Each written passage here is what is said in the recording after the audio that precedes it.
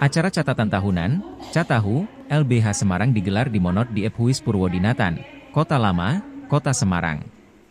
Acara tersebut mengambil tema soal obituari demokrasi, artinya demokrasi yang sudah tercerabut dari akarnya.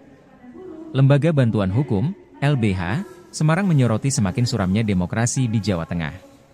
Kondisi tersebut tampak dari 23 kasus yang ditangani lembaganya selama tahun 2024. Puluhan kasus tersebut mayoritas merupakan kasus yang merampas hak-hak kebebasan sipil, perampasan ruang hidup hingga pemberangusan hak-hak buruh. Tidak ada kekuatan hukum gitu ya.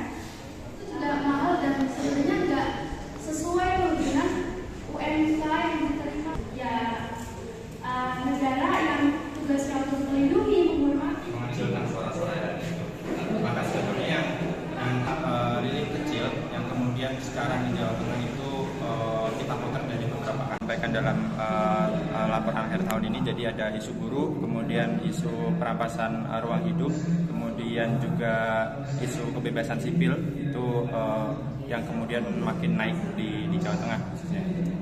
Kemudian apa sih yang menjadi sorotan dari LBH Semarang ini dengan dikaitkan dengan ini ya, apa tadi itu tema hari ini ya, obituari demokrasi itu. Kita melihat bahwa kondisi demokrasi ini, demokrasi kita di tahun 2024 ini makin buram, makin suram.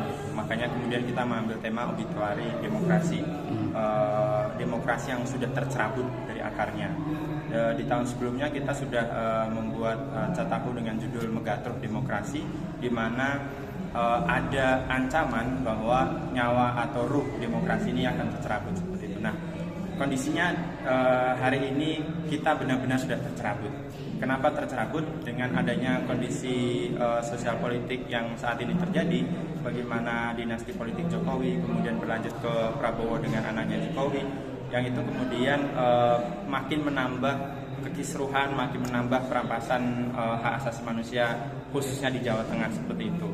Bagaimana kemudian sistem-sistem negara itu juga semua sudah dibajak oleh oligarki, dalam hal ini Prabowo dan juga para pengikut-pengikutnya seperti itu.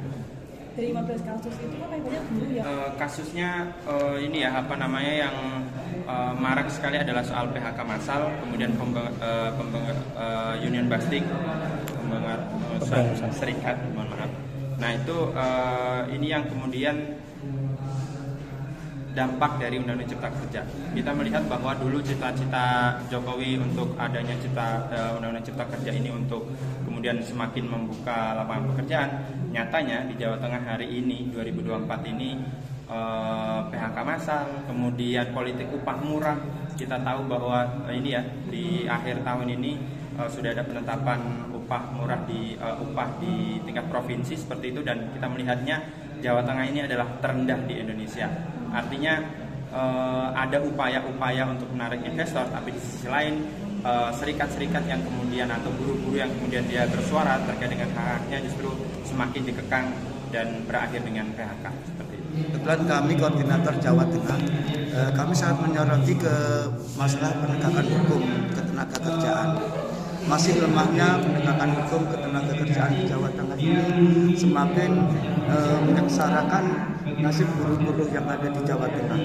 Ya, isu dengan adanya investasi yang masuk di Jawa Tengah ini tidak dibarengi dengan penegakan hukum itu nonsen. Ya, jadi banyak sekali buruh-buruh yang memang contohnya pada kenaikan upah pada saat ini memang perusahaan akan memenuhi, tetapi di balik itu dia akan memperpanjang waktu, artinya lembur tidak dibayar. Itu banyak sekali di sektor padat karya.